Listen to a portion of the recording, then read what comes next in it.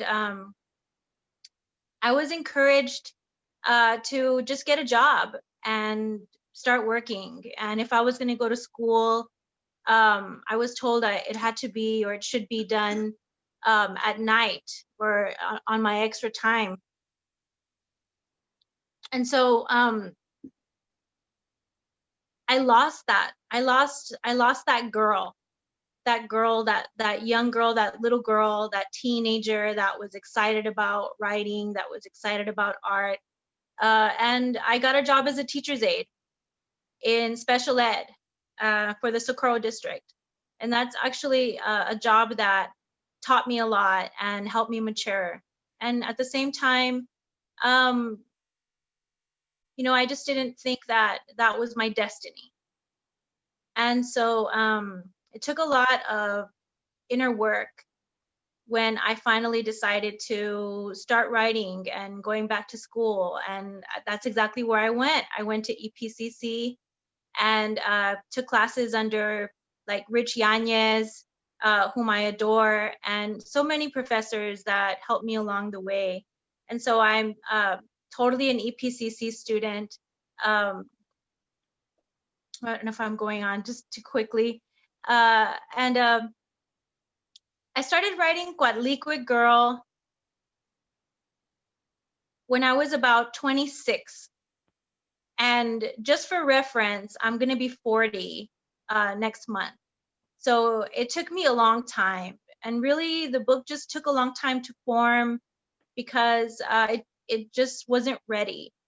It really just wasn't ready. And I really wanted it to be right. And I really wanted it to be something different and something that maybe we hadn't seen before, right? And so it's been an incredible journey. So when I was about 24, I took a class with Hector Serrano, who at that time was teaching, I think it was an English class, or maybe it was a speech class. I don't even remember. But Hector Serrano, of course, is the very famed and very beloved and very kind of controversial person here in town who started Shakespeare on the Rocks. And he's a theater director, and he's just an incredible man. And I remember I had a few poems, and I showed them to him. And he said, "Wow, this is incredible Chicano poetry." And I didn't really know what that was. I didn't really know exactly what Chicano poetry was. And I thought it was interesting that he classified it as that. And I remember going to the library and looking at the Chicano section, and I couldn't believe it. And I didn't really understand how, but my work matched this whole genre that I hadn't really gotten into. And so that's kind of like the little background I like to talk about, because it was a journey. You know, it was a journey into myself to just keep going and keep, you know, being curious about who I was, and to keep, and to be open to the world, right? To be open to surprises and to be open to something new. And so it was an incredible journey. I started doing spoken word poetry, the same poems that I had handed to Professor Serrano. I started performing them. And actually, he's responsible for that, because when he said, "Wow, this is amazing Chicano poetry," he also said, "You should be performing these. This is performance poetry." And he said, "You know what? I'm actually putting on a play of Luis Valdez. It's called Bernabé. And I really want you to come and perform these poems to open up this play." And so that was the very first time. And I was just so excited. And I mean, I can't even, and I remember thinking, what am I going to wear? right? And so I went out to like thrift stores and I created this like kind of like a pachuca outfit. I remember I had suspenders and like a little pachuca hat and like a mini skirt because that's always been my thing. And I came out and I performed my poems in this like pachuca costume. And that actually was like the birth of my performance character, who was named La Rana. And so for many years, I performed under La Rana, and that's actually how I met Richie. I would go on, you know, I was on the poetry scene, and I'd perform. And that's when everything kind of really started happening. And so I don't know if I'm just like going on too long here. The first piece that I actually wrote from Coatlicue Girl is a piece called Beer Run. And Beer Run is a true story. And that's another thing that I do want to mention about this book is that these are all real things that happened to me, including Beer Run and including this one called Highways, which is kind of terrifying to think about. But Highways also happened. Pretty much everything in the book is true, besides Semper Vivum, which of course is a dystopian story. So, but even that is really based on myself and my life. And so I was thinking about reading Beer Run first, if that's okay. Jorge, are you there? Yes, I'm right here, Grace. I'm just listening. Okay. Is everything okay? Can I just keep talking? Is that okay? You can still, yeah. We love, you know, listening to more of your background and, you know, the return of La Rana and all that. And yeah, please keep going. Because I'm like Teddy Ruxpin. I can just like, you know, I know you guys are probably too young to know about Teddy Ruxpin, but I feel that way. I can really just talk forever. And so I just want to get into it. I just want to get into the reading, and hopefully we can talk about it later because it was an incredible process. It is not easy to break from, you know, imagining yourself as a writer and then calling yourself a writer. And I remember specifically, you know, one time I was a teacher's aide at that time still, and I went to a party. And usually someone would say, "What do you do?" I would say, "I'm a teacher's aide," because I was. And someone said, "What do you do? Who are you?" And I said, "I'm a writer." And I'll never forget how that felt, because it was almost like the world completely shifted. My world shifted. I said I was a writer, and I noticed how everything changed around me, how people treated me a little bit differently, or maybe just, you know. And so I remember that feeling, and it was exciting. It was something that I didn't know before.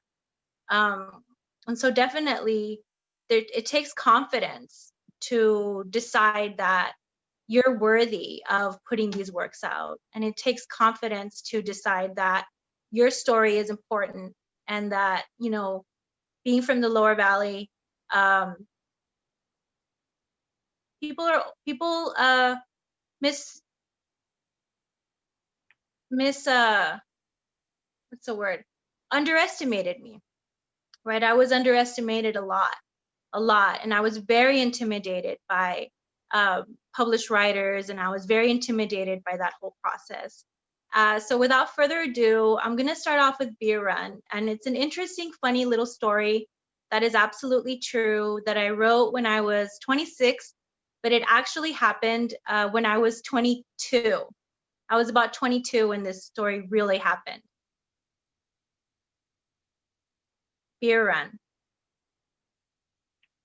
Wrought iron swirls adorned the windows, and there was a hastily built fence outside the small rectangular house where I grew up. Up until the time I was a teenager, the whole yard had been completely covered in grass, But once my older brothers moved out, my dad decided he didn't want to keep up the lawn anymore. I stayed the longest of us four, like I was supposed to, but was never expected to do any yard work. Soon after my last brother left, a cement truck rolled up the driveway and pumped smooth gray sludge over it all, making the house look like it was surrounded by an empty parking lot.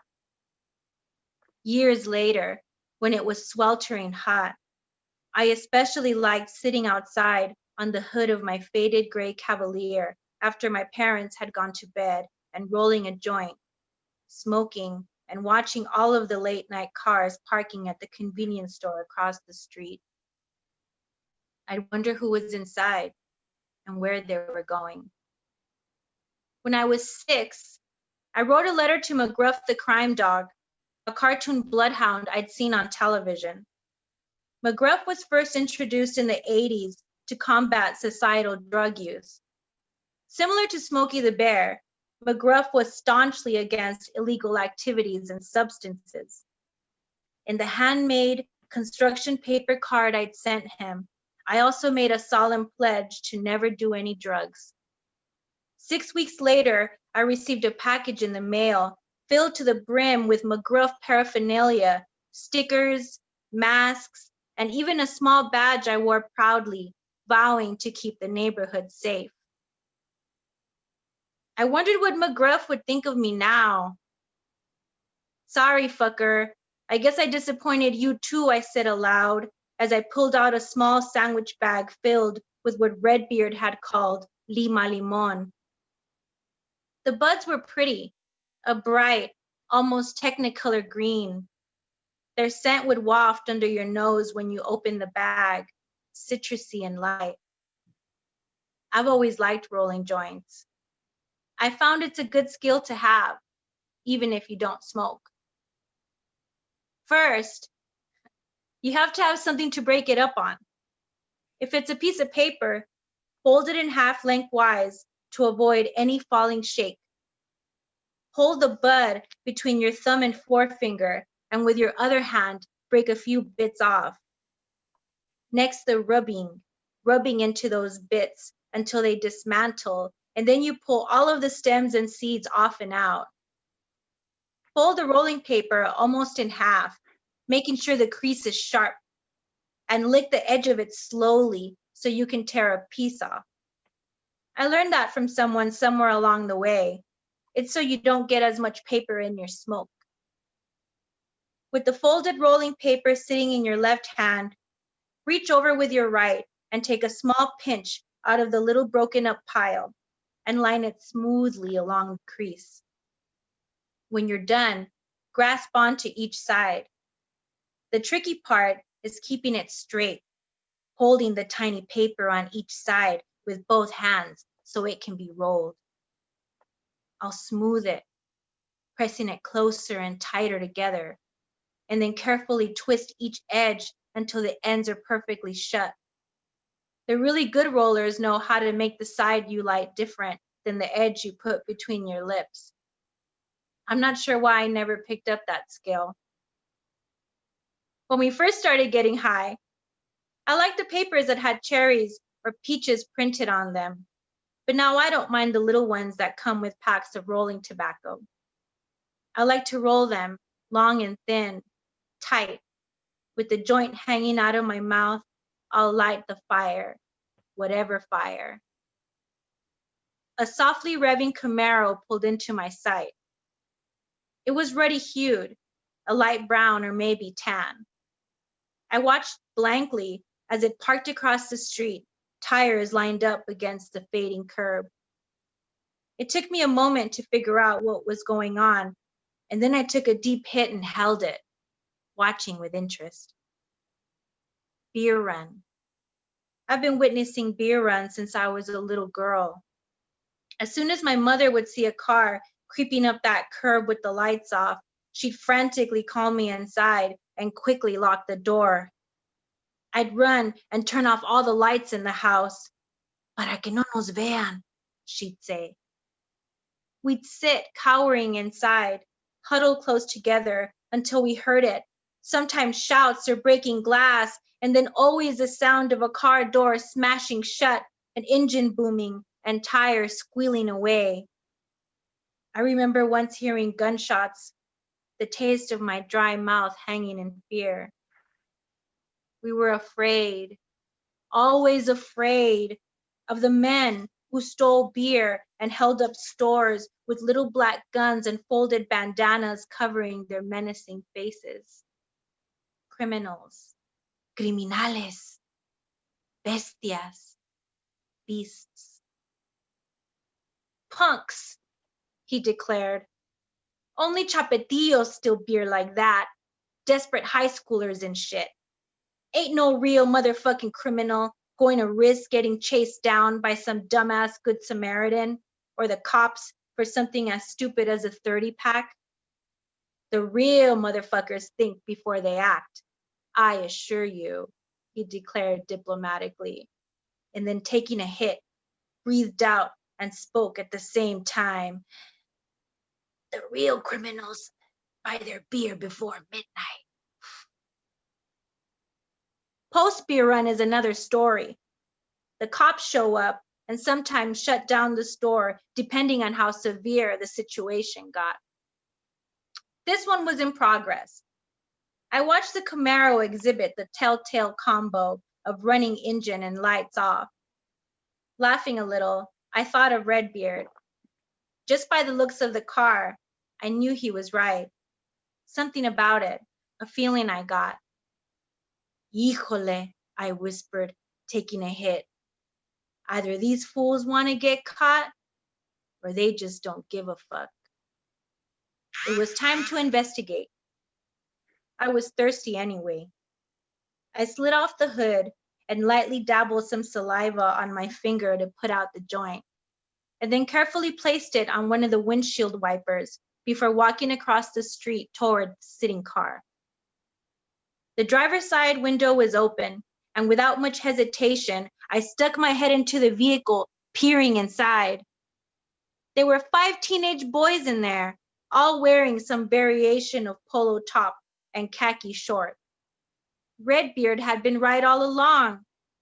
The driver had a scrawny haired chin and half-assed mustache, and he leaned back and stretched in his seat like he was afraid. You guys gonna do a beer run? No one responded, and instead they all began meeting each other's darting eyes. It was obvious not one of them owned the car. The driver looked about 17 and had probably borrowed it from his pops or big brother. Damn shame. If only he knew where his baby was. Look, I know you are, and I don't care what you guys do. I live in this hood though, and I was on my way to the 7-Eleven for an orange soda. Can you wait until I do that? Because if you jack the beer, they might shut down the store and call the cops, and I smell like herb because I've been blazing it.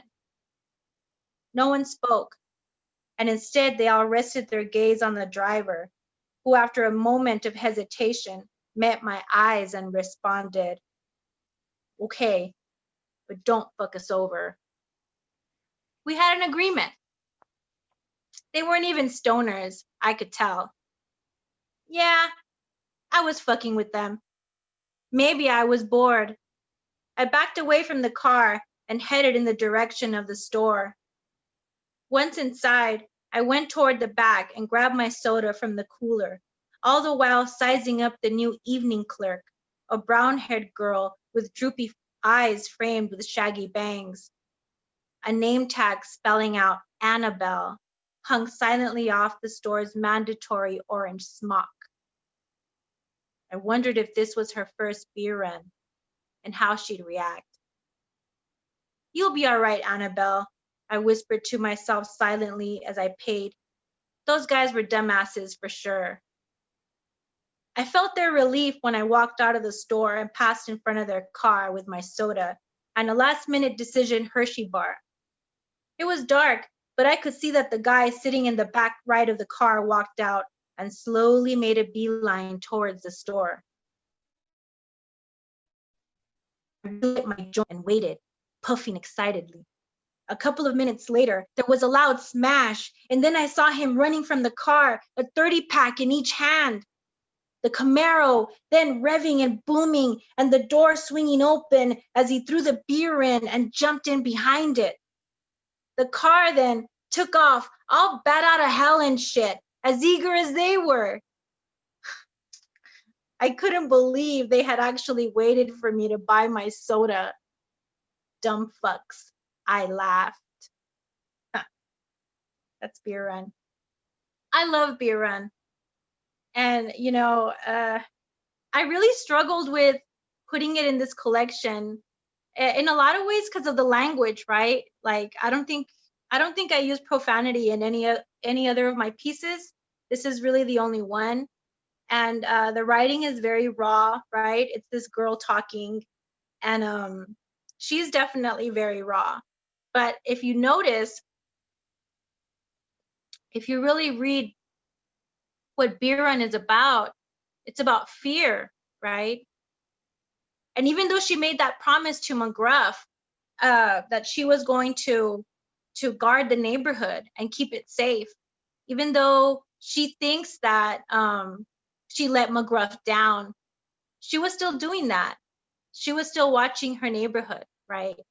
And there's this aspect of discovering the truth behind your fears, because she grew up living in front of that convenience store, and she'd seen beer runs happening all the time. But my mom, or her mom, right? I like to say she when I'm talking about the girl in the book. I'm not sure why I do that. You know, her mom had taught her to be afraid of these guys. Her mom was afraid of these guys, right? My mom imagined that these guys were like these hardened criminal types, right? They were dangerous. And, excuse me, there was something about her that needed to know. And so when Redbeard told her, these guys are punks, they're just little kids, she kind of like, she had to know. And what I love about Beer Run, and just how silly, it's kind of like a really silly story. But, you know, she, how was I going to say? I was reading one of the comments and I just totally like, you know,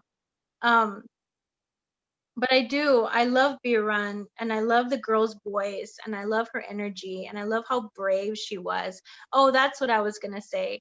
Somewhere around El Paso, there has to be these guys. There's these guys that have a story that matches Beer Run. There's some guys that say, hey, remember that time when we did a beer run and some crazy girl stuck her head in the window and asked us to wait? Right. And so really, I really like that idea that has to be out there somewhere. That's a story that is being told somewhere in El Paso, and that's a memory that someone else has of me. So I don't know if I'll ever meet one of those guys.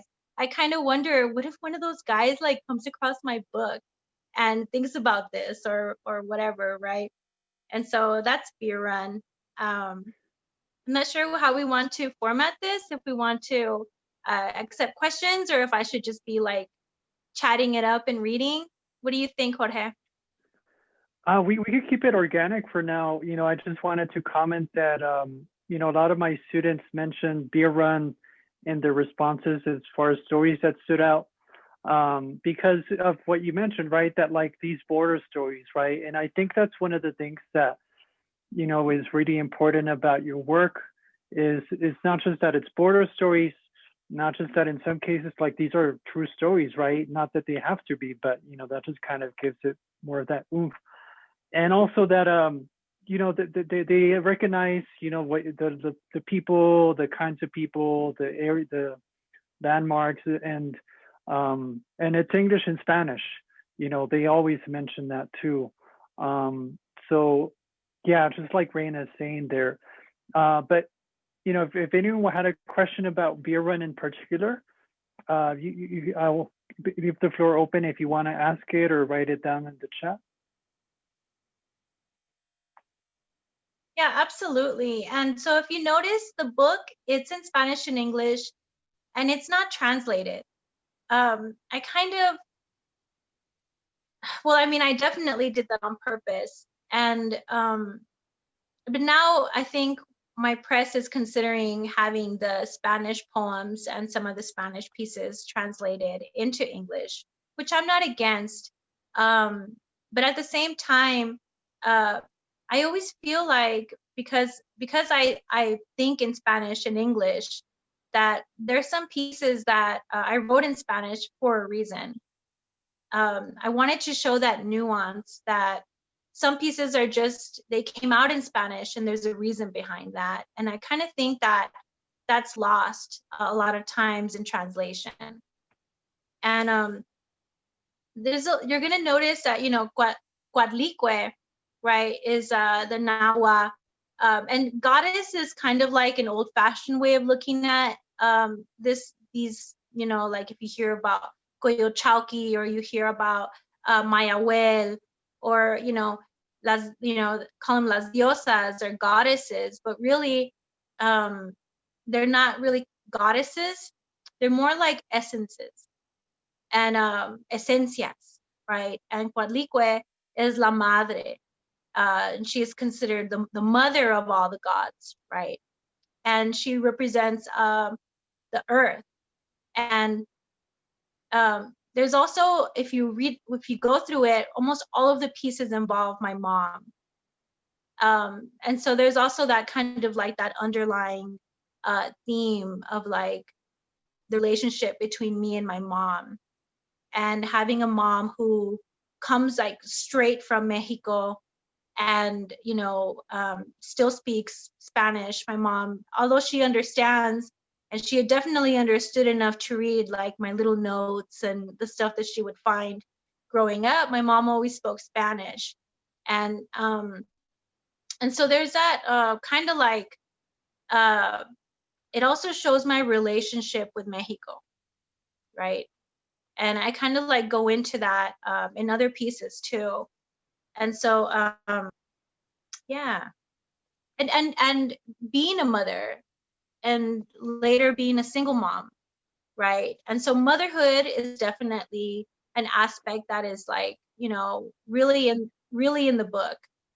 I'm not sure And if the I working want to. class too. Yes, absolutely. Absolutely. Absolutely. People who hustle and, they have some kind of trauma, or some kind of, something buried deep inside, right? But, a lot of times in these encounters, whether it's, these punks at the gas station, or, the Costco people, right? That like, they put that face on, but a lot of times you did that for protection, right? Like you got to protect yourself against, just breaking down or what have you. I was thinking of reading Costco, and I don't know if this is also kind of like a theme in my work, but maybe you can pick up on it. But I'm a jokester. I have a sense of humor, and I'm always like, just kind of being silly. And I like writing. Not all of the pieces in the book are funny, but I like that aspect of writing, like humor or even dark humor, right? Like in Costco. Probably gonna read the rest of the pieces I'm gonna read are gonna be poetry, but I am gonna read Costco. It's a prose piece, but it's actually what we call like flash fiction. It's really not that long. It's pretty short. Costco. And here I am with my mom, right? So there's just that aspect of like mother, Coatlicue, my mother, I'm a mother, right? Costco. And this is the same girl. Okay, so like it's kind of like Biran, she's probably about 22. Costco, she's a little older. And kind of like as the book progresses, I'm getting older. And this is also a true story. I know, I like Costco. My mom loves Costco now. she used to love Sam's Club. Her eyes widen and get giddy once she's there. Griselda, búscame un carrito. I'll lose her at some point after spending a few seconds too long sorting through a pile of oversized coffee tins, and then eventually find her 2 aisles over carrying a sack of elbow macaroni under one arm and a bucket of Tide under the other. This visit wasn't any different.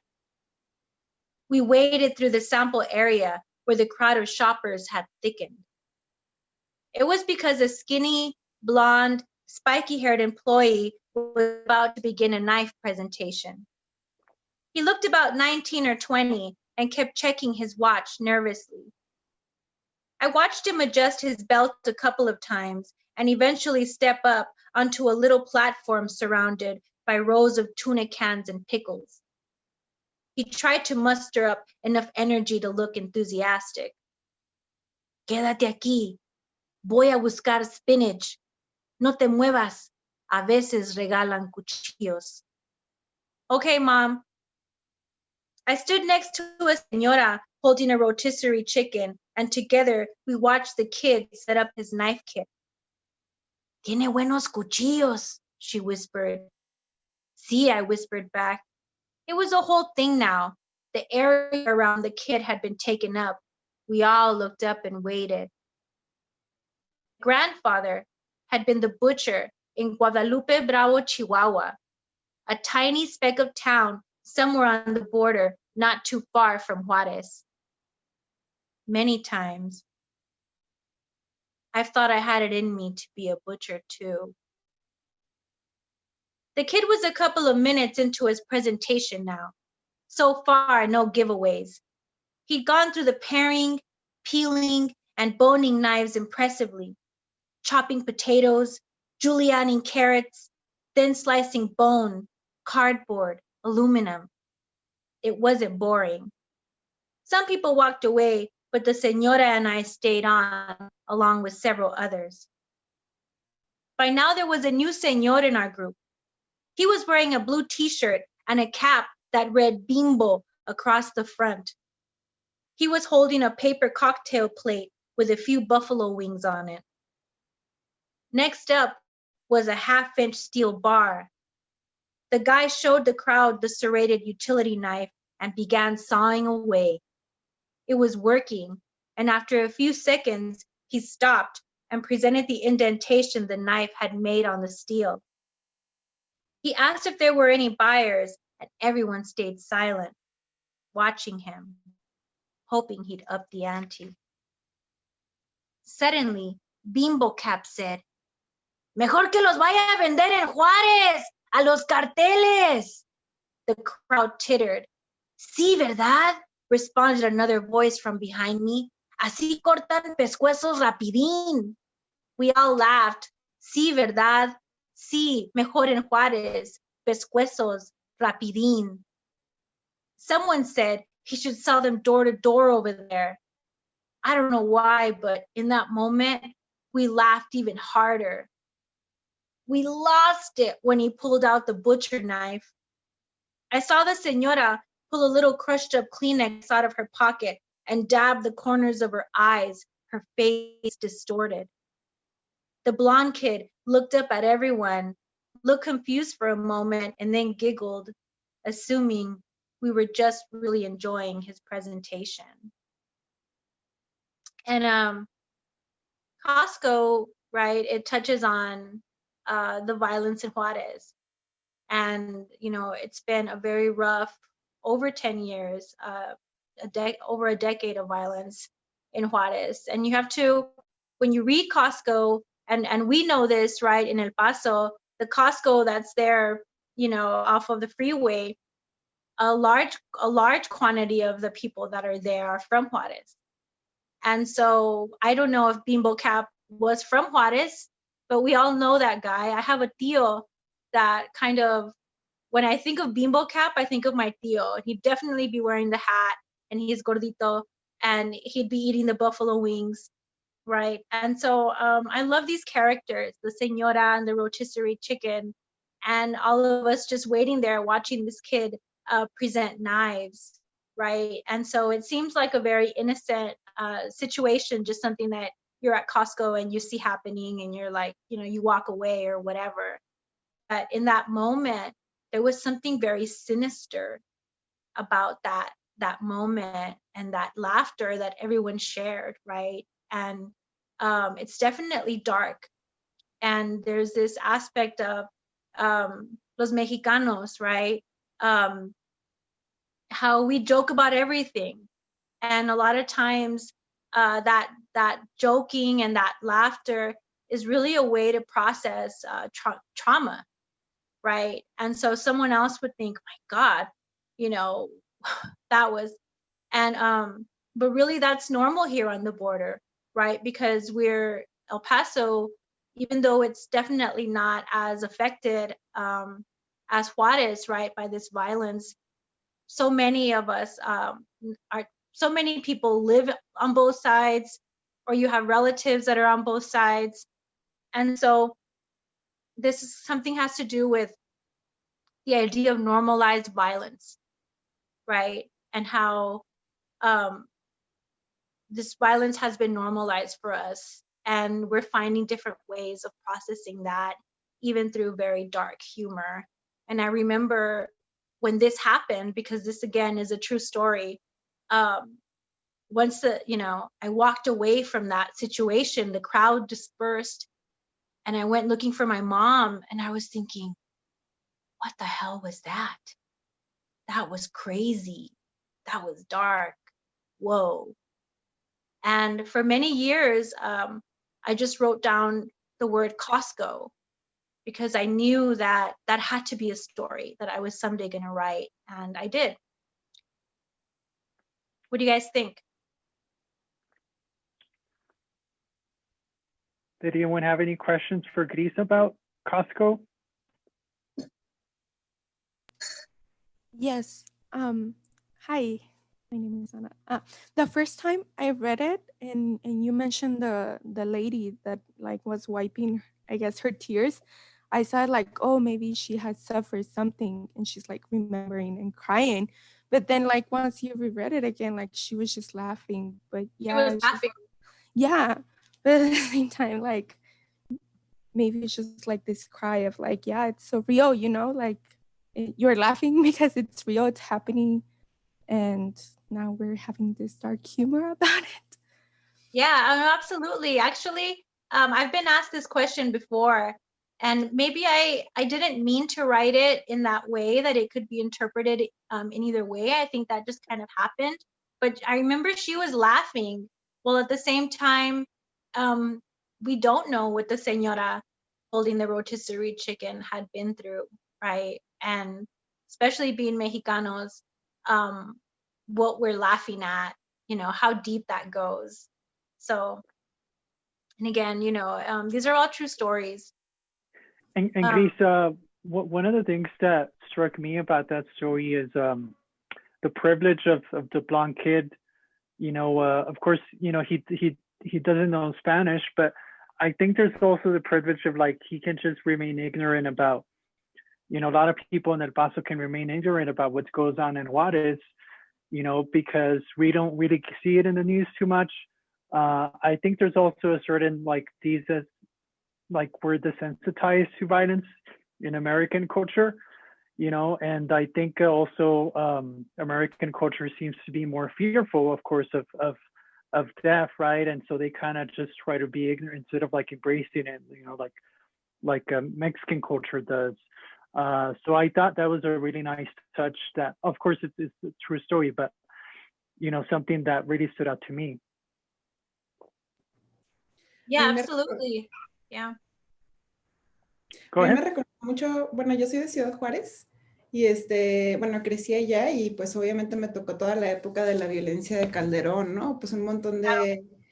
Entonces, como esto que te pasó en Costco me recuerda como un poco a lo que nosotras pensamos cuando escuchamos los fuegos artificiales, que pues siempre decimos que estamos confundidas con escuchar fuegos, escuchar balazos, ¿no? Y es como algo muy, muy o sea, que se ha normado, pero que también tiene como este fondo de este impacto como de estamos viviendo esta normalización y pues sí, o sea, sí, como no hay, como no sabemos de qué otras formas como sacarlo, ¿no? O sea, Claro. sí. Entonces, como no sé, o sea, solamente pensé en eso. Cuando estaba escuchándolo, dije, híjole, si somos como cómplices, todas las personas de aquí, de una violencia normalizada que no sabemos de qué manera procesar, ¿no? Y sí, siempre sale el comentario de los balazos, ¿no? O sea, yo cuando estaba allá me acuerdo que una vez asesinaron, pues, digo, estuve muy cerca de muchos asesinatos, pero el que más me resuena fue uno que hubo enfrente de mi casa, en donde pues, yo no sabía que mi vecino enfrente era narcotraficante y entonces llegaron y le metieron como 147 balazos, ¿no? Como en el cuerpo.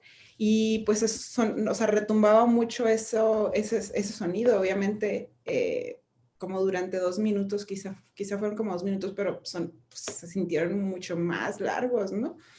Y y pues sí, o sea, justamente cada que es 16 de septiembre o aquí el 4 de julio, y se escuchan estos balazos en esta zona fronteriza, pues indudablemente pensamos que son balazos, ¿no? Estos cohetes, Yeah. pensamos que son balazos y es como algo también bien oscuro, ¿no? O sea, sí, porque además es contrastante, ¿no? Pensar como en que es por una parte se supone que simbolizan los cohetes como una celebración y por el otro lado, pues es todo lo contrario a veces, ¿no? No, sí, claro. Gracias por compartir eso. Sabes que nunca, como yo, nunca he vivido en Juárez. No había hecho esa conexión con los balazos y como a veces, la gente dispara en las fiestas, y se me hace, pues, qué difícil, ¿no? Qué difícil para las personas que tienen que vivir eso. Y como también estoy, enseñando mi privilegio también, porque yo, aunque mis papás, los dos nacieron en un pueblito que está en el Valle de Juárez, un pueblito llamado Guadalupe Bravo, que es más,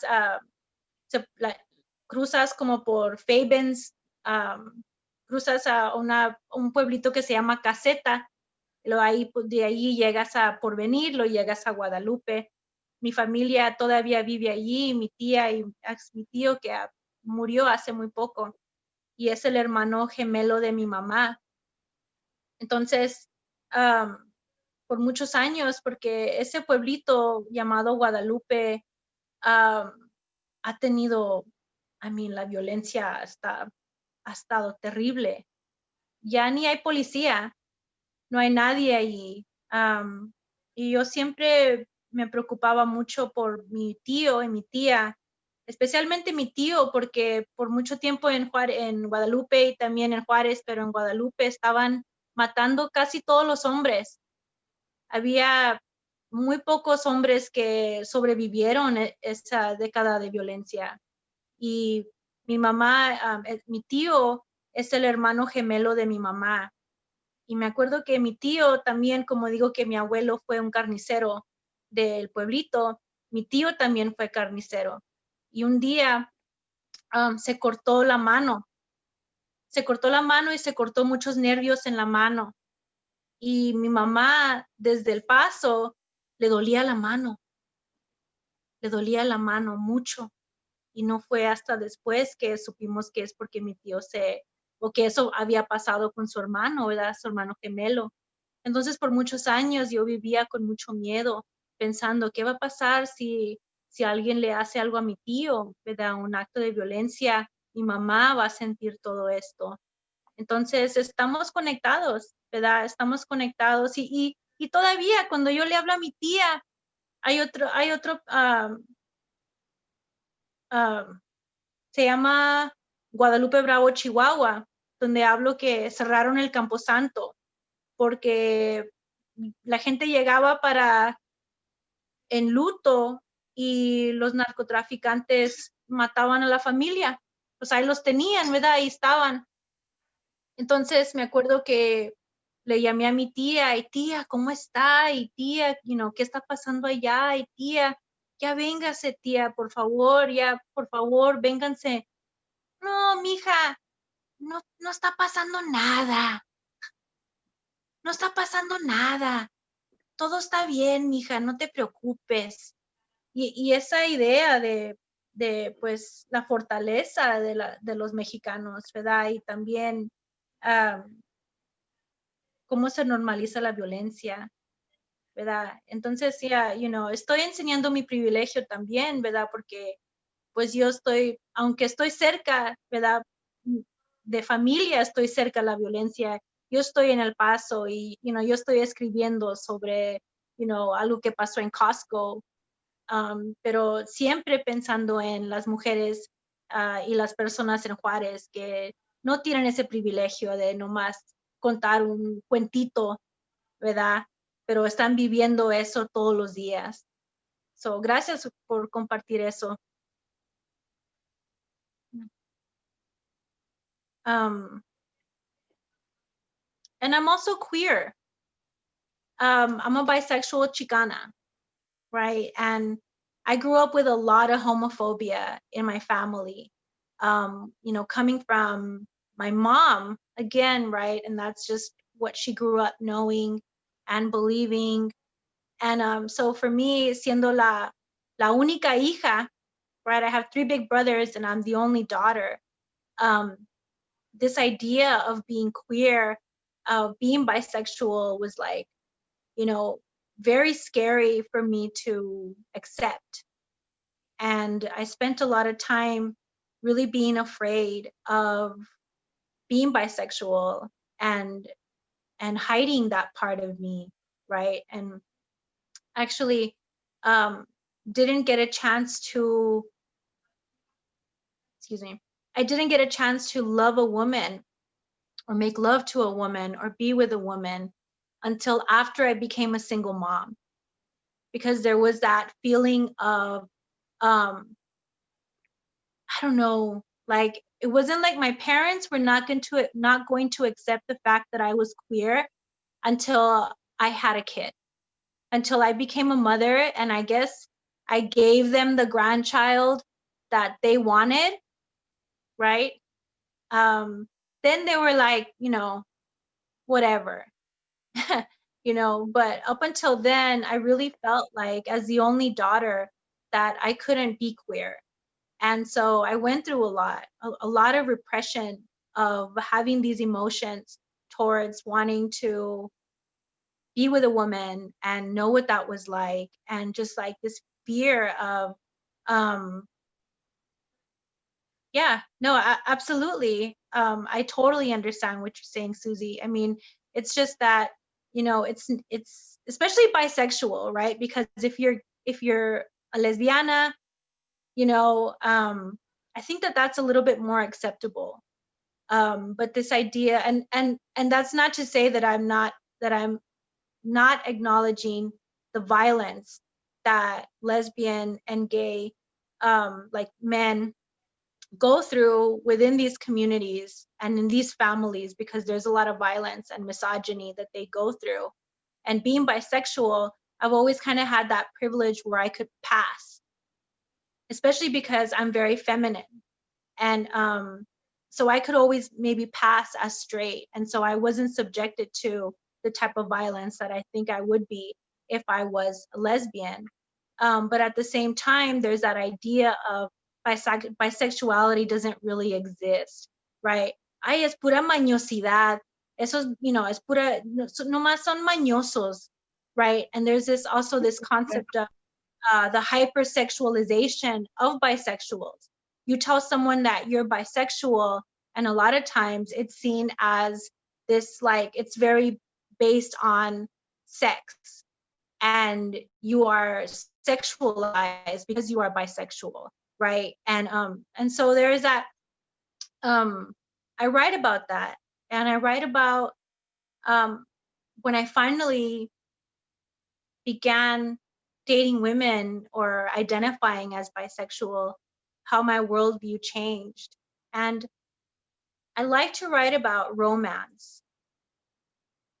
It's interesting because you would think that, or what is usually considered obscene is sex, right? Writing about sex. But really, writing about sex is easy. And really what I want to write about is love and connection and that romantic feeling that I have had with other women. I didn't get to catch that last message from you, Susie, but I also don't want to be reading your messages out loud. So I think maybe we could connect later and we can talk later if you'd like. I'm going to read a couple of poems that have to do with bisexuality or just with, other women. This one I love a lot, and actually people always say it's one of their favorite poems from this book, and it's called Claudia. And Claudia is a real person, and Claudia is her real name, and she is very flattered that she ended up in my book. And so a lot of the times I use people's real names. And she was, at the time we were both students at UTEP, and she was in the art program, and she's now a big time professor in Baja California, and she's an art professor. So this one is Claudia. We never knew when it was morning, legs entwined. I would watch her standing at the stove to make espresso from an antique tin. A sculptor, one night she hung glass bottles from the ceiling with twine. They would clink with the wind.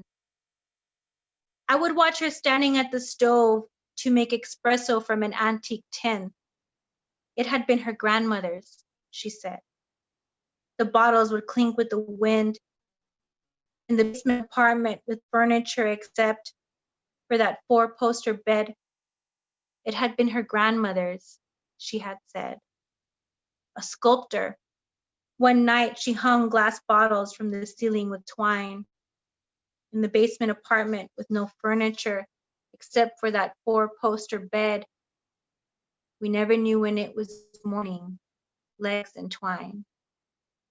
And that house, that apartment is in Sunset Heights, where she was living. She lived in the basement of this apartment building, and I always pass by it and think of her. Let's see. And there's just so much going on in this book, right? But I also just want to add that I had a great honor of Coatlicue Girl being illustrated by Los Dos. And so if you just been downtown, or really if you really go anywhere in town, you might see Los Dos' work. World renowned now. They're incredibly well known, and they're just getting more and more famous. They are a super popular artist. They're a husband and wife team. And Pardo Cárdenas and Ramon Cárdenas, and they honored me by illustrating this book. And so the book also comes with these super cool, very original, only for this book illustrations from Los Dos. This is the cover, and I love the way that the design happened for Dos Pencas, and how she's in between the river, and that's me, right? And I'm crying into this tequila bottle, right? And this one is called Dos Pencas, and it's just a little poem, but it's also very, I guess, very symbolic. Dos Pencas. Entre dos venas estoy, flor de dos pencas soy. Pajarito, platícame de los vientos cálidos y ricos, de vivir en el cielo en tu nido escondido, que de aquí solo tomo de este río fermentado, rendido. Flor de agave, la frontera vivo, y lloro, aguardiente frío. Yeah, those are amazing. They were actually my neighbors in Sunset Heights. And I met them because one night I knew who they were. I knew they lived there, but I hadn't introduced myself, and I hadn't, really I wanted to know them, but I didn't know them at the time, and they lived right around the corner from me. And one night I had company, and I couldn't find my wine opener, and I ran out and I saw that their light was on, and I knocked on their door, and they answered, and I asked them if I could borrow their wine opener. And that's pretty much how that friendship began. And so when I invited los dos to illustrate the manuscript, yo les dije, they said, well, what pieces do you want illustrated? And I said, no, excuse me. Whatever you feel, whatever pieces inspire you, that's what I want. And so we agreed to 4 illustrations from the book. And, these are the ones that ended up getting illustrated. And this is a tiny piece, right? It's super tiny. It's called Oral History. And this is also one that people say that they really like. Oral History. Ask me about the stories I'd rather tell than write. And that has to do with, of course, the idea of oral storytelling, right? And kind of how it is inherited. And this idea that there's stories that are better told than written. And I hold a lot of those, actually. I have a lot of stories that I'd rather tell than write. And I just wanted to make that distinction. And Gris, if I can pause you right there, going off what you just said, we talked about that in the podcast, and Vanessa had mentioned how that was one of her favorite pieces. But is that also kind of a commentary on how you started off as a performing poetry, and the distinction between spoken word and written word, and how you feel there's special power that only performing has, that if they find it on the page, it just doesn't possess it? Oh, I mean, absolutely. And that, because my work tends to be kind of layered, and it also has to do with being indigenous, right?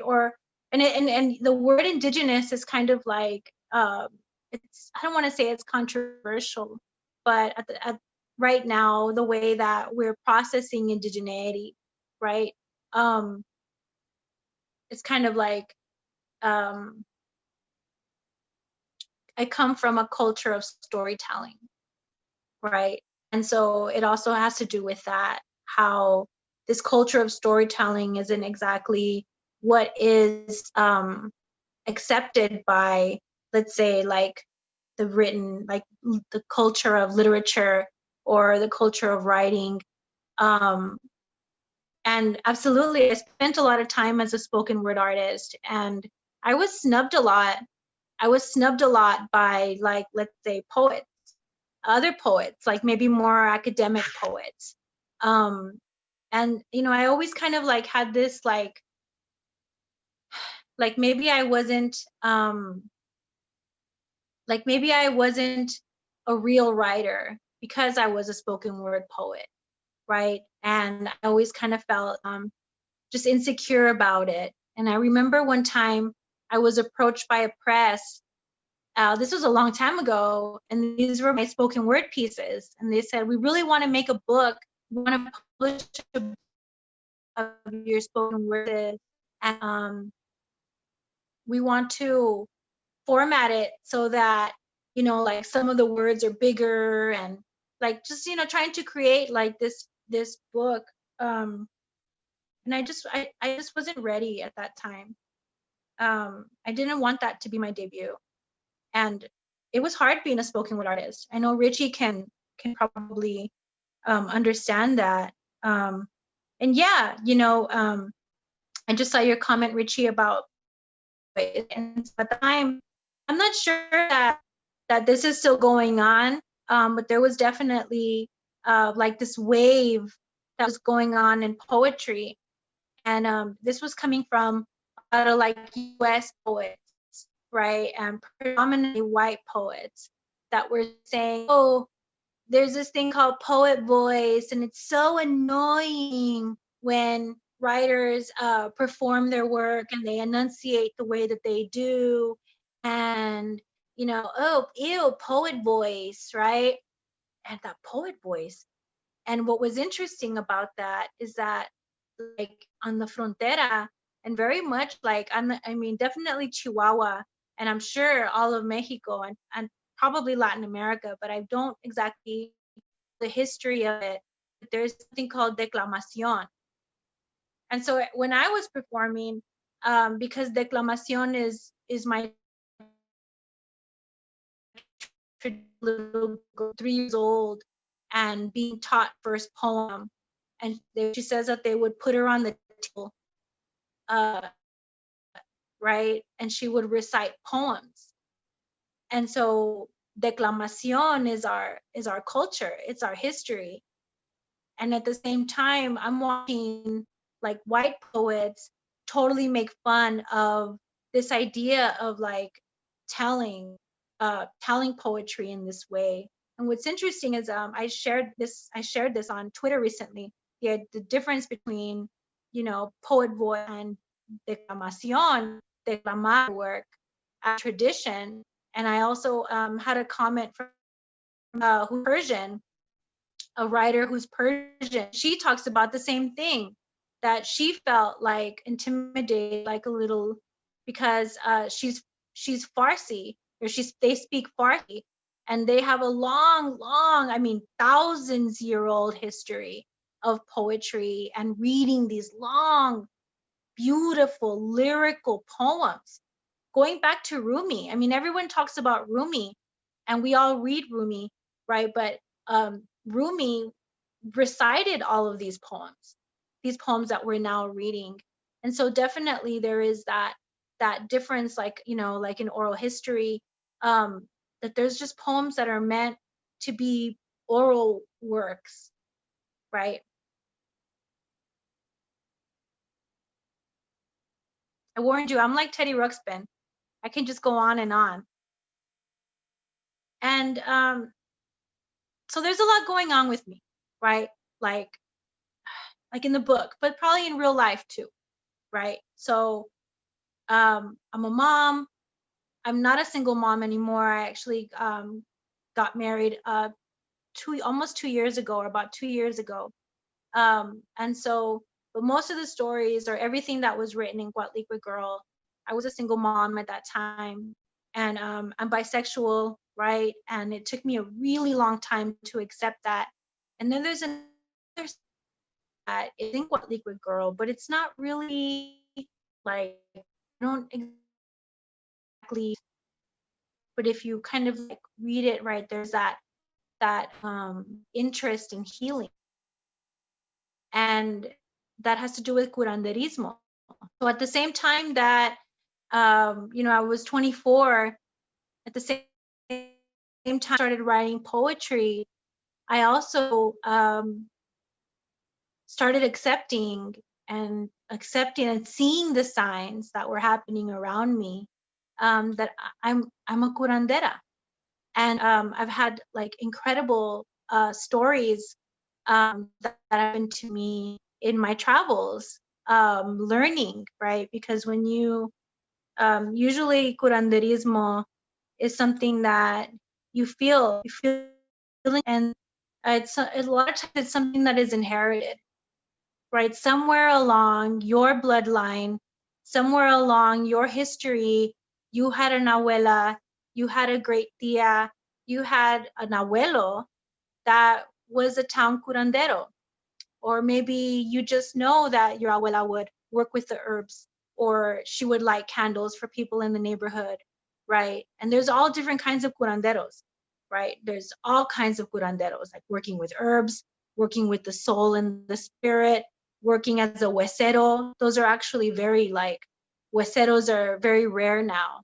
That style of curanderismo, it needs to be revived, but they exist, right? And so there was also this underlying aspect of me being a curandera. But if you notice, like this is the girl from Beer Run, right? This is the girl from Beer Run, who at that time, when she was 22, did not know she was a curandera, right? And that's why there's just like this longing in her, right? And I talk about death a lot in the book. So there's like this kind of like, there's this aspect of death that like when you're younger, or like when I was younger, I used to get really emotional when I thought about my destiny, right? And sometimes we self-destruct. We will try to destroy ourselves because death is actually easier than reaching your destiny. And so if I destroyed myself and I died in that process, then I wouldn't have to do all this work and wouldn't have to face this kind of like terrifying destiny of not just being a writer, but being a curandera. And so in oral history, that's also another aspect of the stories that I'd rather tell than write. In Coatlicue Girl, I don't really get into it, but when I was 24, my grandmother died. And there's a whole story behind that. But basically, when my grandma died, I had to help her cross over. And I helped my grandma die. And my grandma was one of my best friends, right? And at that time, I didn't think that I was very worthy of anything. I had terminated a pregnancy. I had an abortion when I was around 22, maybe 21. And I felt very lost. And I didn't really know what spirituality was, even though I remember that I used to go to bookstores and kind of like look at all the books, and there's books on like different philosophies, different types of religions, different spiritualities and practices, right? And a lot of stuff that you use now, even if you go to like a bookstore and there's a section on like magic or like esoteric things, a lot of it is white based, right? It's like Wicca. And so it's actually funny because a lot of curanderas and a lot of modern brujas that I know, which is not as scary, but for a long time, just like imagine this like darkness, right? Because Christianity especially really like fears that darkness that's in anybody, right? And you say, oh no, I want to be in the light. I don't want to, learn about darkness, and I don't want to focus on darkness. It's scary, right? Because we're still with that binary, like light, good, night, black, bad, right? And that really needs to be deconstructed, right? Especially like historically and racially. But so I was very afraid of my medicines, and I had to cross my grandma over. I helped her die. And after I helped my grandma die, I was different forever. I was changed. And then this other path like opened up for me. And I met this abuela. And it's this whole story. So when my grandma died, I shaved my head and I gave my hair as an offering for her. But it's interesting because at that time, I didn't know that that was actually one of my traditions. I didn't know that that was like a tradition. My grandmother was Apache. And so I was like very from all of the, yet I was still practicing them. And how is that possible that I wasn't raised in this way, but when my grandma died, I knew I had to give my hair, right? And so I've always had like long curly hair. And so I shaved my head and I thought I was going crazy because then I was like seeing like spirits and hearing things. And so I thought I was going crazy.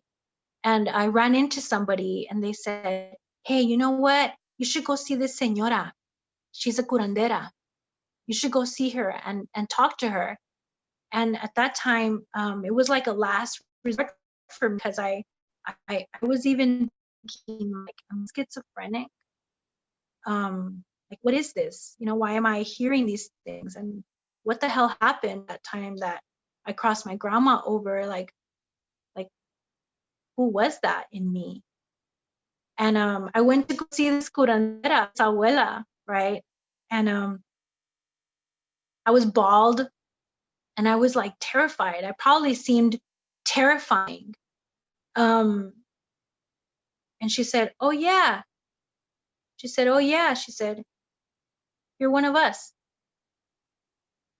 You're one of us, mija. And that changed me. And I became her apprentice, actually. And I apprenticed under this for years. And she taught me. And she taught me how to read people. And she taught me how to work the land. And she taught me how to read a fire. And she taught me about herbs. It's not really in Girl, but it's in Coatlicue Girl. If you really like read what I'm saying, there's pieces that kind of show that how that path as a curandera opened up for me. And so there's that other aspect of this girl, right?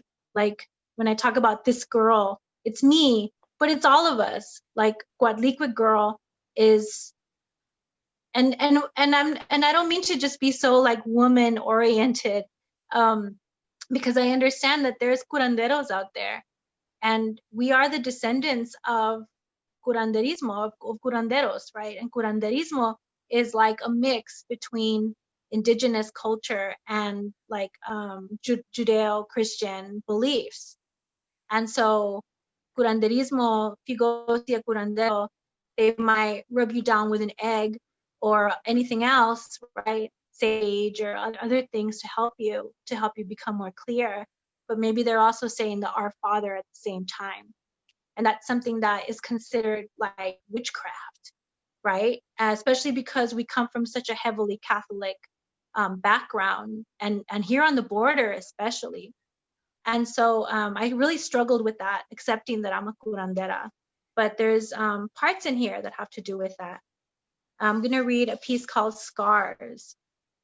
And this is actually written after I've already not just learned from this abuela, but traveled into Mexico and learned under different indigenous communities and elders. And I've danced in this danza in Tenochtitlan, right? In this little town called San Juan de los Piramides, which is the little town that's right on the edge of the pyramids in Tenochtitlan. I've been there and I've sat in ceremony there. And you can imagine this is the girl from Beer Run. This is the girl from Beer Run. And all of a sudden her life is like shifting so much, right? And so I'm gonna read this piece called Scars. The grandmothers say that when a cut isn't healed right, it becomes infected. And even if there's later a scar, the skin that lines it will always be frail. Mejor abrir la cortada otra vez y limpiarla bien, darle poquito aire para que esta vez sí se cierre y se sane. That's where it begins, the ceremonial path. When you see your heart, body, and mind scars and decide that you're brave enough to look at them. Maybe pry them open again and clean them with mint and lavender so you heal correctly. Some of those scars happened when you were a baby. Some while you were in your mother's womb. And some of them even before that. And right, that has to do with intergenerational trauma, right? And this idea that we are also inheriting the scars of our, not just of our parents or our grandparents, but the scars of our ancestors, the scars of colonization, and family scars, and and maybe even, I mean, that original scar, right? Because we're a mix of European blood and indigenous blood, and that happened so long ago. But essentially, people say that was a rape, and that the reason that and the reason so many mixed, or let's say, I'm not really a big fan of the word mestizo, and maybe I'll have time to talk about that later, but this idea that there's so much struggle in us is because we are the children of an original rape that happened. And so scars goes deep. It's like this little piece, but it's also talking about healing from those things. And a lot of times we're not really given the tools to heal, or we're not even aware that and we're just walking around with all of these cortadas, all of these broken hearts, right? And that's happening right now. That's happening on the border so much. And it's very difficult to even begin going into like a healing journey when you have a tia or a mom or a priest saying, that's a sin, but they can't really help you heal. Like, the church isn't really going to help you heal, especially if you're a woman, right? And you've been through so much that has to do with like a rape or being molested, or these like deep cuts we're carrying. And so like I said, like the theme of curanderismo is in the book, but it's really like, I'm not really talking about it like in that way, but there is an aspect of healing that's going on. No, right? It's all like kind of like take a moment there. And so I always say that. Oh no, I was just gonna say, if anyone wanted to comment on, I know we got some comments here on the chat, but if anyone wanted to comment, Lisa's been saying so far about curanderismo and indigeneity.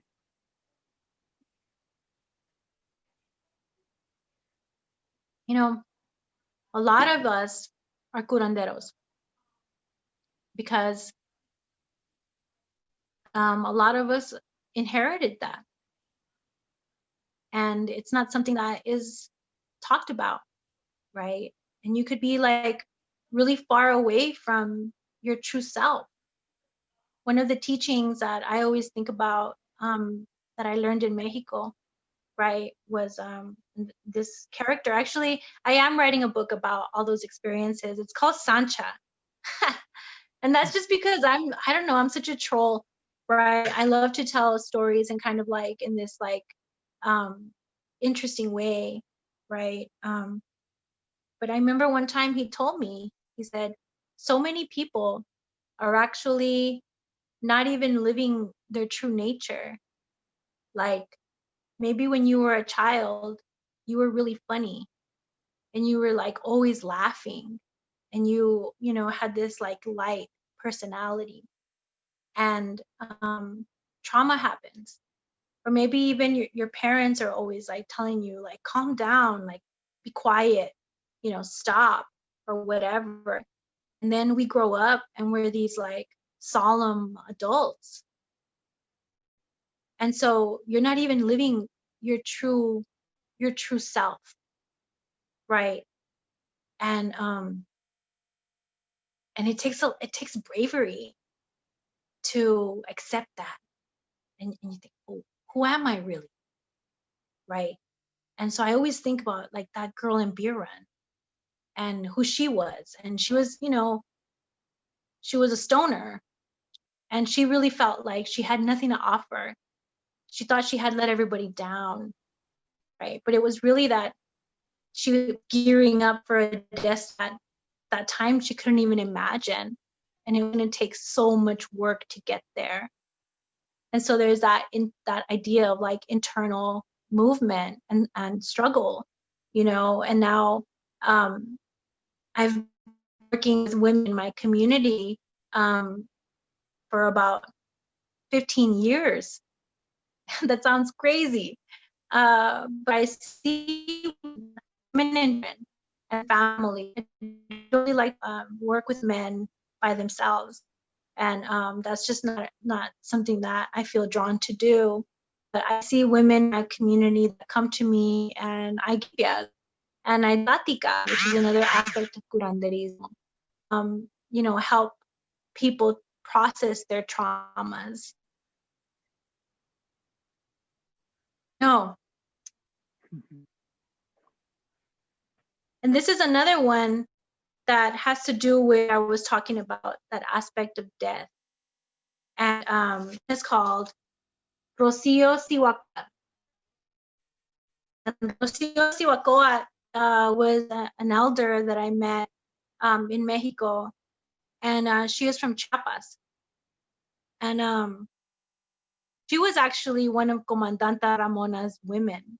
If you know anything about La Comandanta Ramona, I came across one of her healers because she was a healer, and she was a rebel. And Comandanta Ramona, and the idea of like the zapatismo, right? I came across one of these women, and she healed me. She gave me a healing, and I write about her. And there's also that connection in the front. If you notice, Coatlicue Girl is wearing a t-shirt that has Comandanta Ramona on it, and that's why. And in the next book, I'm going to tell you the story of Rocio Sihuacoat, but here I just tell you her name. And she says, "Dime, ¿a qué le temes tanto?" the abuela asked. Her dark pupils focused on the parts of myself I could not bear to witness. Tengo miedo de que me voy a morir, I choked out. Me quiero morir. Muchacha, todos nos morimos, pero entiende, no es tu tiempo. Si te ibas a morir, ya te hubieras muerto. Tantos cuartos oscuros te metiste. Mentiras. No temes a la muerte. Temes vivir. And she was right. She was right. Here this whole time, I'm thinking that I'm afraid of death. I'm always thinking about death.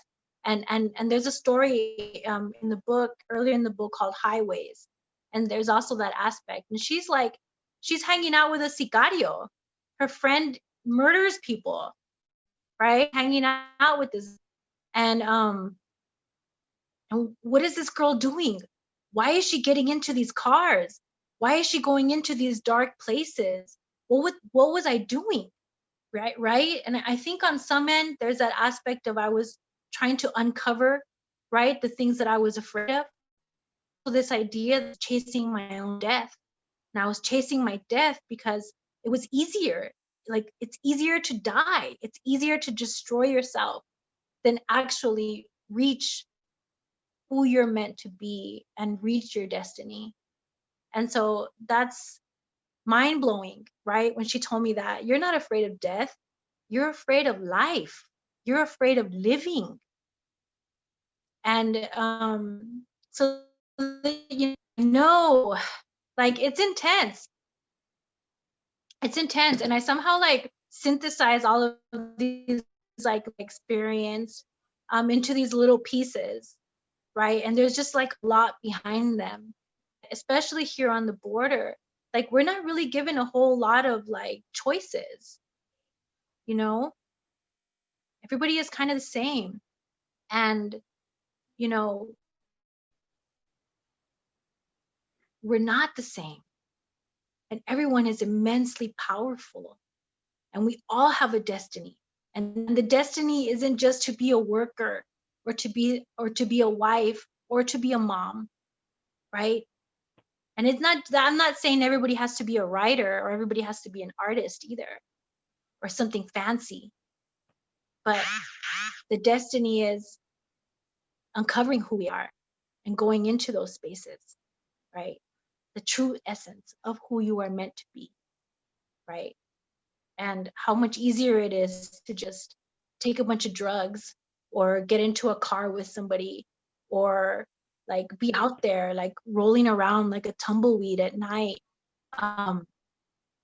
because you want to die, because it's easier than like forgiving yourself for the things that you've done or that you think you've done, right? I'm going to read one called Altar is Me. And that also has to do with Coatlicue, and it has to do with spirituality, right? Which is really like my mero mole, is spirituality. And as the kind of like as the book is going, that's why Beer Run is in the beginning and Highways is kind of like, there's still kind of like this girl is like discovering herself, right? But as the book kind of goes on, there's more aspects of like self-healing and like curanderismo there. Altar is me. Coatlicue doesn't speak. Excuse me. Coatlicue doesn't speak. She watches you with silent eyes that follow into every room and out. The rock figure by the altar where you sometimes forget and leave your keys, coerced into silence, she sees. Vases of water and white flowers, embroidered tablecloths, the flame floating on the wick isn't enough. Hair neatly knitted, Coatlicue in you doesn't speak. Recently, I nearly died. It wasn't Jesus who saved me. Jesus, I have tried to speak to since I was a child, walked into churches and kneeled, talked to his mother, surrounded by roses. I have begged all my life for a sign, for a moment of miracle. Asked for mercy humbly on wooden benches, wearing white Mexican dresses. Recently, I nearly died. Altar is me, the cosmos, copal, trickling down the coal, thick smoke, and Coyolxauhqui's broken body. I, universe, starry limb, broken and suspended in stone, but surrounded by galaxies of flint, the pools of water. Altar in me. That's one of my favorite poems of yours, Gris, and you know, I really like the symbolism of the altar, how it kind of goes from, you know, it's kind of a rejection of colonization, which I take as like, you know, the Roman Catholicism or just, you know, Christianity in general. And then it goes into the cosmos, right? And the connection of, you know, to ourselves and like the rest of the universe. And, you know, I think it's something that a lot of times get lost in modern society is, you know, we don't really think about, you know, the stars. We don't think about the other planets. We don't think about the rest of the universe and how we are part of it, but also how it's part of us too, if that makes sense, right? With like, you know, stardust and all that. Absolutely. Are you a curandero, Jorge? Is there something that I'm not, that I don't know about you yet? Huh? Not at all. No, I'm just awed by the wisdom, and you know, I am kind of spiritual, I would say, though. You know, I think not everyone, of course, has to be, but I think spirituality does provide that purpose in life. You know, whatever it might be. You know, whatever, like just like you're saying, right? But I think there's a lot to say about how much that wisdom is passed down, right? The sabiduría from the ancestors that you mentioned in your stories, you know, that is important to preserve, you know, and that's another reason why I really like your book. It's like you're preserving it, right? You're preserving it for young students, young people to see in a way that they might not otherwise, right? Because just like you mentioned, right, you yourself, you know, you had that encounter with the curandera, and maybe if it wasn't for that, you might not have found it, you know, even though intuitively you knew it was there.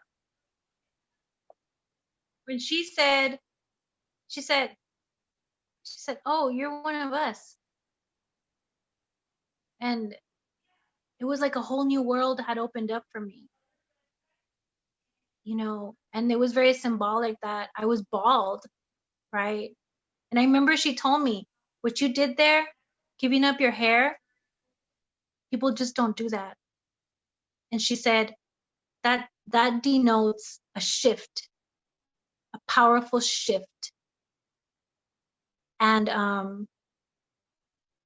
it did. I completely changed then, right? Does anyone have anything to add, or how are you guys doing?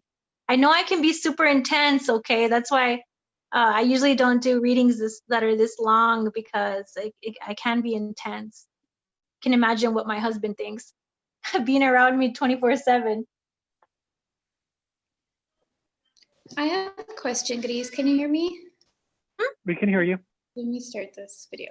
Hi everyone.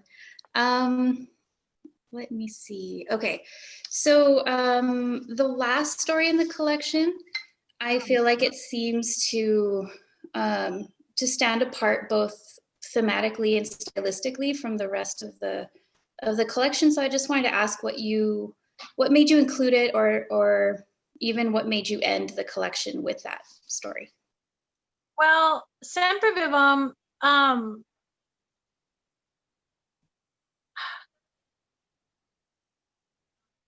so it's interesting you asked me about my decision to include it, because Semper Vivum is actually what I always thought was meant to be its own book and eventually be like a series or something, right? And so I imagined this world, and probably that was definitely coming once I had moved from EPCC into UTEP, and I was in a creative writing program, and I majored in literature with a minor in creative writing, but I was super exposed to like lots of literature and lots of different writing.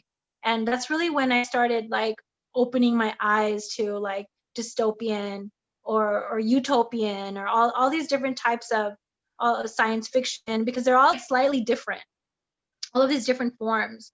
And so I actually wrote the first draft of Semper Vivum years ago.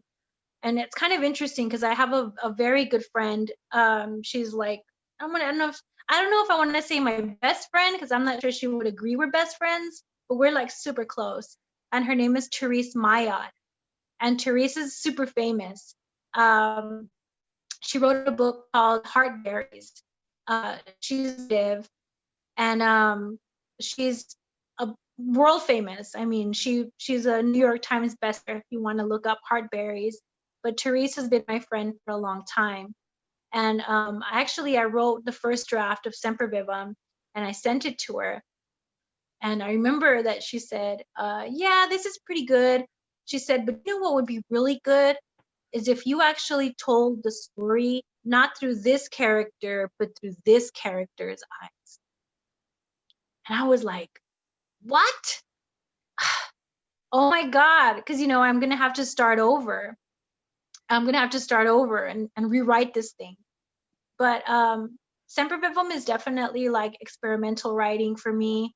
And I plan on writing a book called Semper Vivum and having that short story be the first story in that book.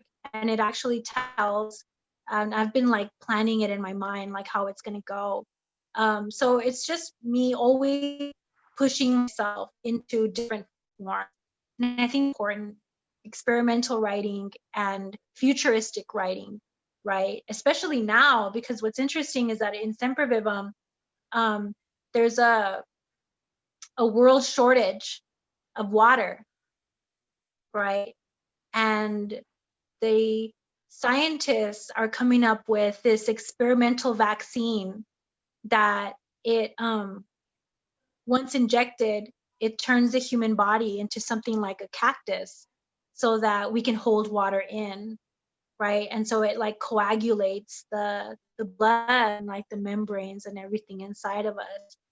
And of course, who's chosen to take this vaccine, right? But the poor children who were on public assistance, or and so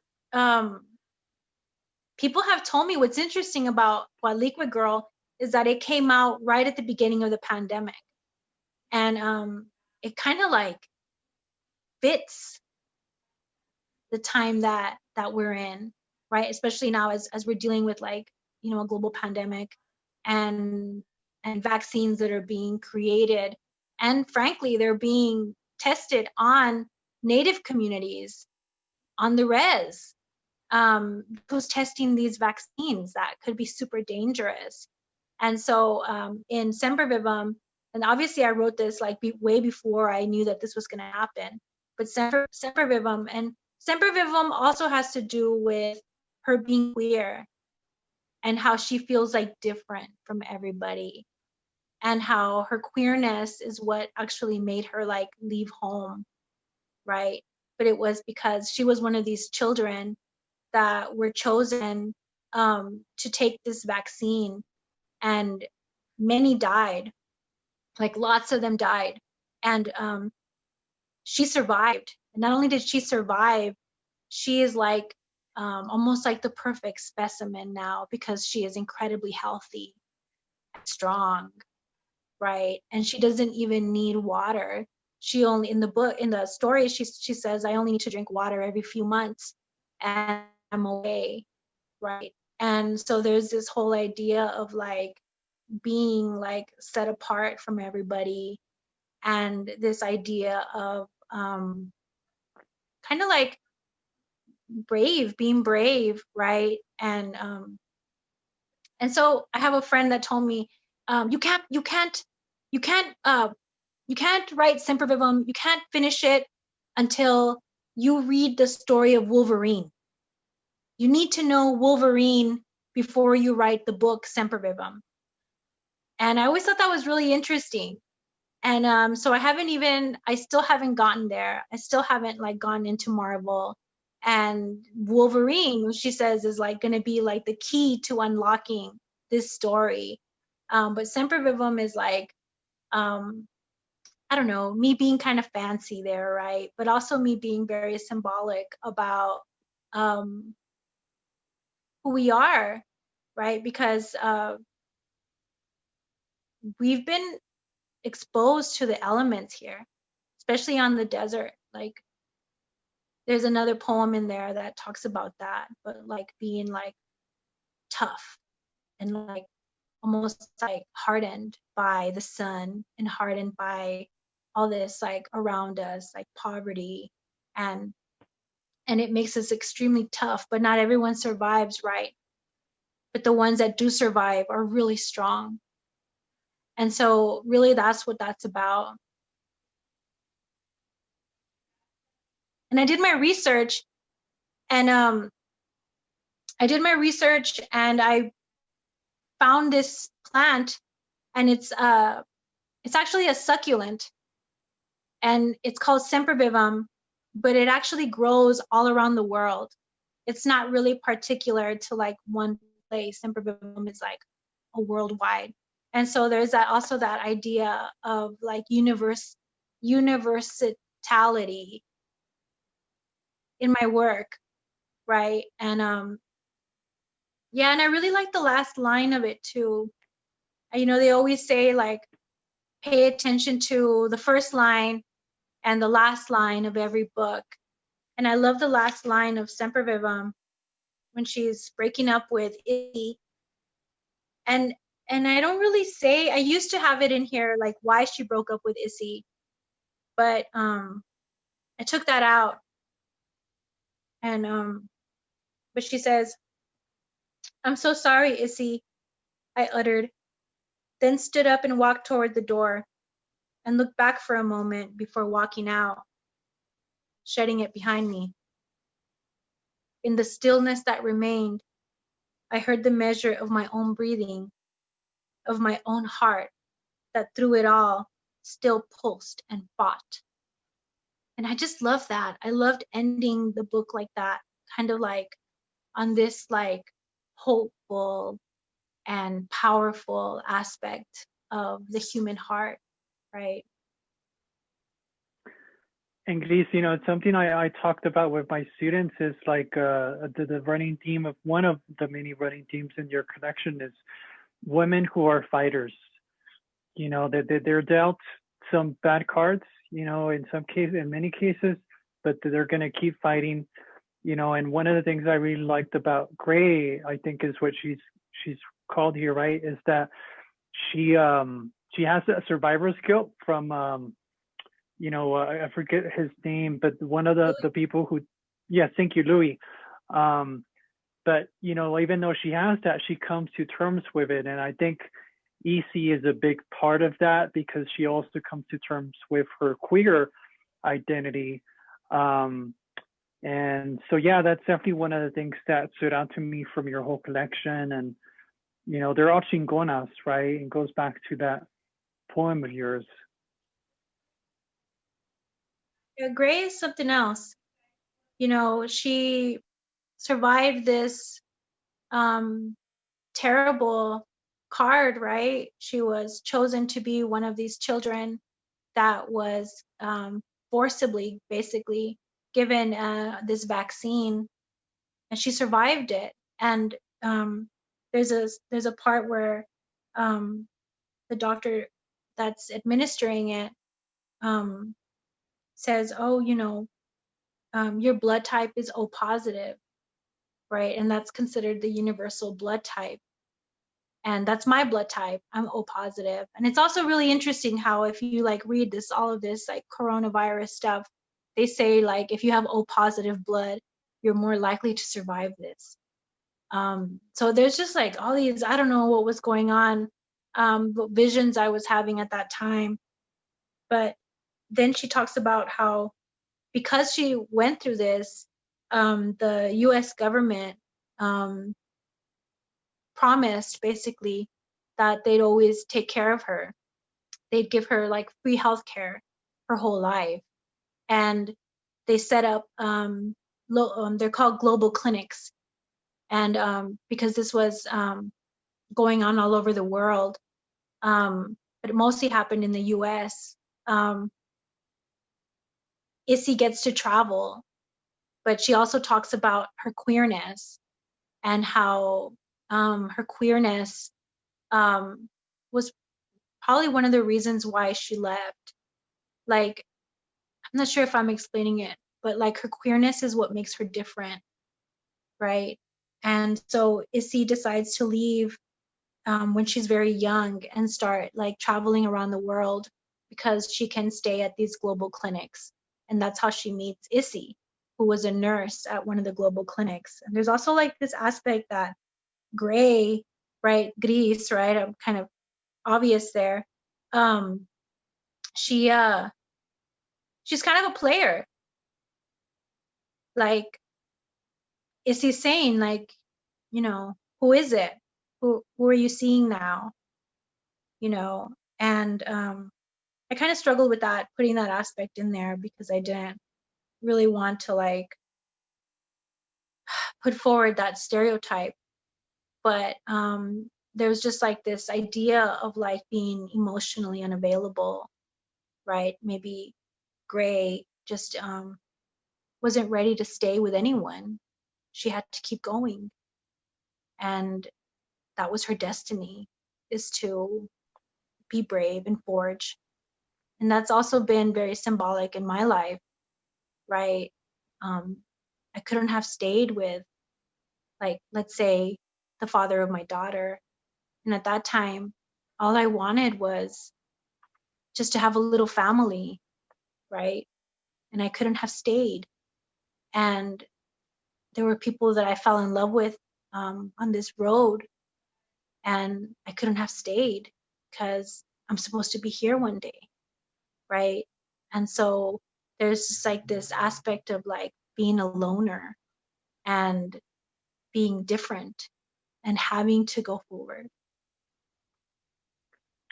And I think there's a strength there too. You know, a lot of these women are strong in this, and because they are independent, right? Because they are not necessarily beholden to, you know, a love interest or, you know, relative or what have you, right? Like they can stand on their own. You know, because of, part of it is because of what they have inherited. But, you know, we are running a little short on time, and I want to make sure, you know, if anyone else had any, like a closing question or two, we have time for maybe one or two at most. And I also just like want to give a shout out to Reina. I've been like seeing your comments, and I like can't wait to have a coffee with you, Mujer, and share time with you. So Reina Muñoz, you know, thank you so much for your beautiful support, and you know, we're waiting on your work. But yeah, if anyone has any questions, I'm here.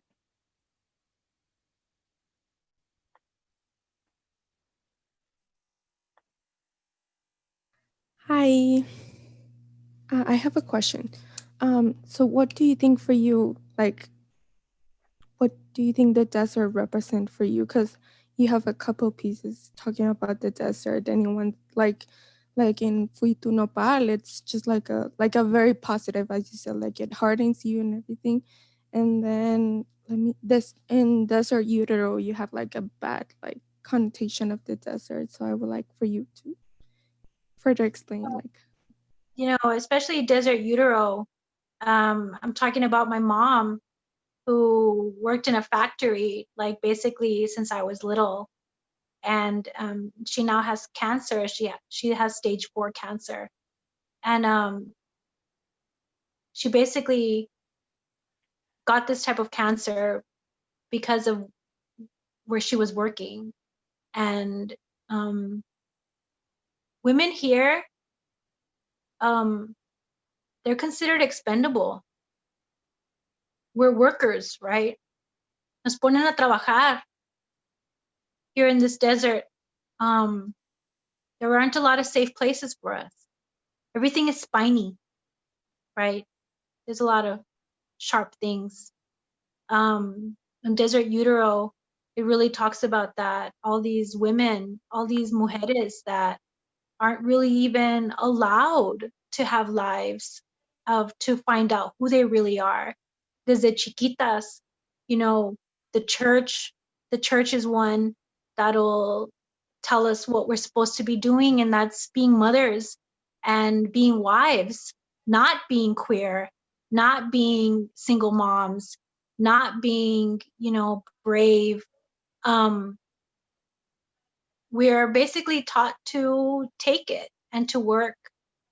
And so as beautiful as the desert is, right, it's also a very harsh environment.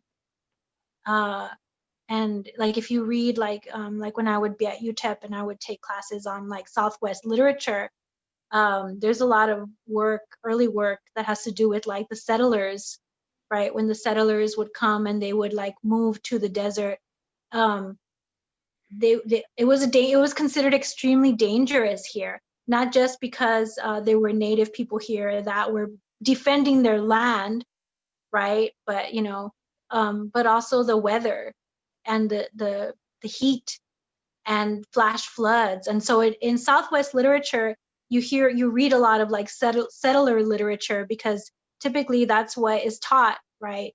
And this idea that the environment is like dangerous, and so only the strong survive. And so there's that double aspect of, well, I survived it, that makes me like really strong.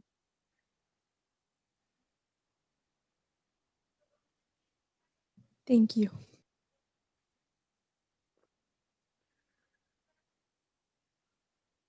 Will you read me that last one that Nathan said? Yeah, so Nathan is saying Beer Run and Costco are very touching. They're very Chicano and Hispanic at heart.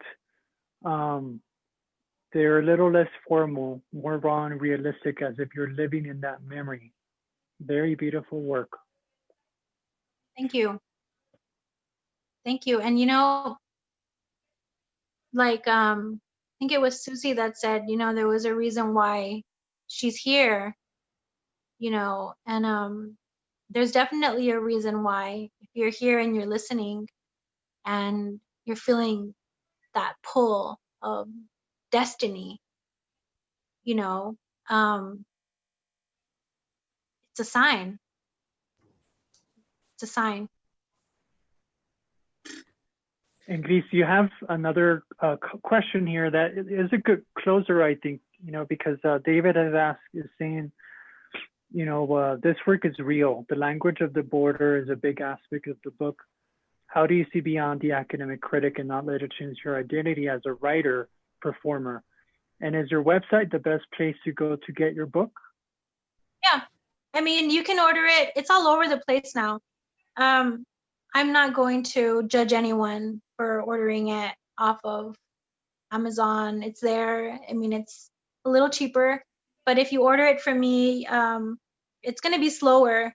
I'm waiting on a shipment right now, but it'll be signed, and I love to personalize every single one with a little message. But the book is, yeah, and I struggled with that, like especially adding Beer Run,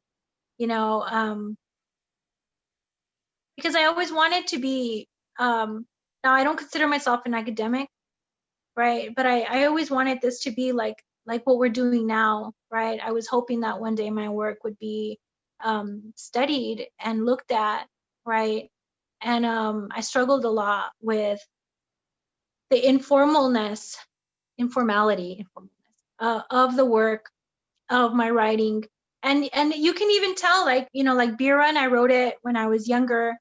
And so there was still that aspect of like, my youth and that spoken word poet that was like raw. And kind of like as I've gotten older, I've really matured in my work even. And so now my prose reads a lot differently than Beer Run. And for that reason, I wanted to leave it out. And I thought, oh gosh, like it's like there's so much profanity in it. And like I'm talking about weed. And, like, what if people read this and they think that that's me now? And so I always say that, well, am I still that girl? Is that girl still inside of me? And the answer is yes. Essentially, like I'm still that girl. And so at some point I just realized that I had to be honest about who I was, and that I couldn't cut those pieces out, because I feel like they give a good, like they really tell the true journey that I went through, right? If I cut out Beer Run, then maybe the other pieces at the end won't seem that significant.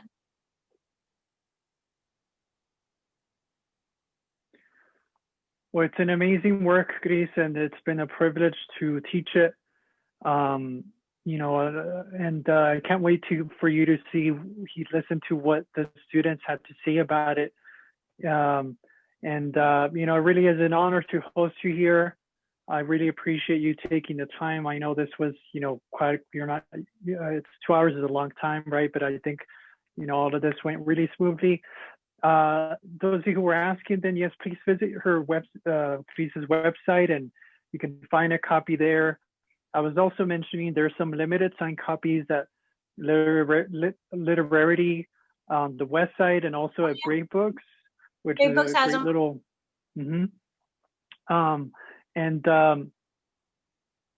Yeah. And, thank you everyone for your comments. Those were we had a great discussion, and this is really why we have something like Papagayo. I know Richie had some things to say about what we have coming up, but let's give Gris a round of applause. You guys mean so much to me. Yes, awesome. Yeah, I said it in the chat already, but once again, just thank you so much. It's so powerful, so meaningful, and we recorded, so we'll post that online, host that online, so you can share that with people who couldn't make it, and I'm sure it'll have the same connection as well. But just really quick, just in terms of Papagayo, or actually tonight, I'm doing every Monday I do a open mic. So if you guys listening are interested in that, maybe performing something yourself that you've written, it's definitely a good place to get your feet wet and just kind of meet other authors, poets, up and coming spoken word poets, people who've been doing it for a while, just anyone really. A couple weeks back, so you guys should check that out for sure. That's tonight. I'm gonna leave a link so you guys can check that out for the Barbed Wire open mic series. I'm the project director of that, and we really are stressing stay at home, take care of everyone and each other, and so that's why I created this stay at home open mic series every Monday online through Zoom, just like this. So you guys already are kind of familiar with Zoom. All you have to do is if you click that link there, it's a bunch of links, but the very top one is always going to be the sign up sheet and the link info. If you guys want to check that out, it's going to be really cool. That's every Monday. And next week for Papagayo, we're going to do some writing. I think now is the time of the season where it might help to just get things off our chest, off our mind. So I'll be kind of leading a workshop, and if you guys want to do some writing, I know it's going to be post-election, so we might need it one way or another, especially. But just follow Papagayo as well on social media. And again, Gris, thank you so much for being able to talk with everyone today and share your magic. Thank you so much, and everyone stay safe out there, please. Thank you, though. I'm honored, and I'm here. You can find me. You can find me on Facebook. You can find me on Twitter. You can find me on Instagram at Gris Muñoz Gris. And if you have any questions about anything, about writing, about curanderismo, I'm here. Awesome, Gris. Well, yeah, let's keep that conversation going. And thank you all for joining us. Hope you can make some of the events that Richie mentioned. And like I said in the comments, if you're eligible and you can do so safely, it is an important election as well. So if you can do that as well, there's still early voting this week and an election day next Tuesday. But yeah, like Richie said, we'll share the recording, Gris, so that you can share that with your own network. And Awesome. yeah, thank you again. Thank you. Awesome. Take care. Thank you. Bye.